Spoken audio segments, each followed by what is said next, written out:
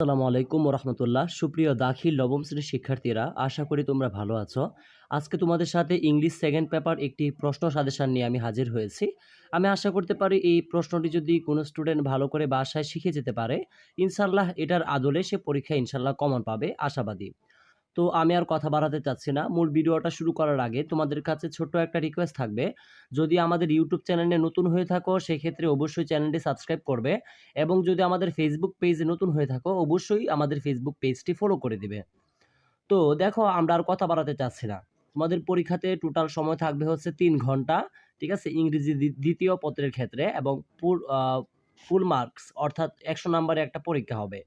এবং এটার মধ্যে কিন্তু দুইটা ভাগ আছে। দেখো, প্রথমে লেখা আছে এখানে পার্ট এ গ্রামার, ঠিক আছে, 60 মার্কস, এবং আরেকটা হচ্ছে পার্ট বি, সেটা হচ্ছে মানে লিখিত হচ্ছে আরো 40 মার্ক, টোটাল হচ্ছে 100 নাম্বার। তো দেখো, তোমরা দেখতে পারতেছো যে 1 নং প্রশ্ন দেওয়া আছে, ঠিক আছে। তো 1 নং প্রশ্নে তোমাদের মূলত গ্যাপ ফিলিং অ্যাক্টিভিটিস, ঠিক আছে, উইথ ক্লোজ দেওয়া থাকবে। তো এগুলো তোমাদের আনসার করতে হবে।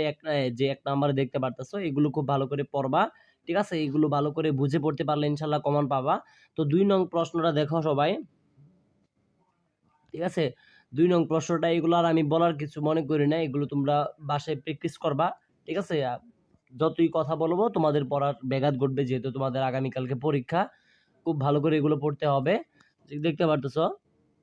তো 3 নম্বরে দেখতে পারতেছো রাইট ফর্ম অফ ভার্ব দেওয়া আছে। এটাও খুব ভালো করে পড়বা।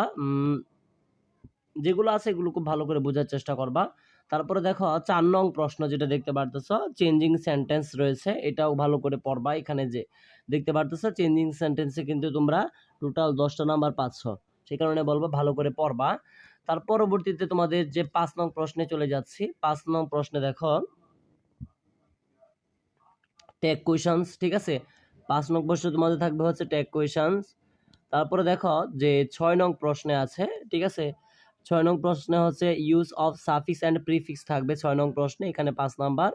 এবং দেখো 7 নাম্বার প্রশ্ন আমরা চলে যাচ্ছি সরাসরি। 7 নং প্রশ্ন থাকবে হচ্ছে গ্যাপ ফিলিং, ঠিক আছে, প্রিপজিশন থাকবে আর কি 7 নাম্বারে, অ্যাপ্রোপ্রিয়েট প্রিপজিশন। তারপরে দেখো 8 নাম্বার দেখতে পারতেছো, 8 নাম্বার থাকবে হচ্ছে কানেক্টরস, ঠিক আছে। খুব ভালো করে পড়ার চেষ্টা করবে এগুলো।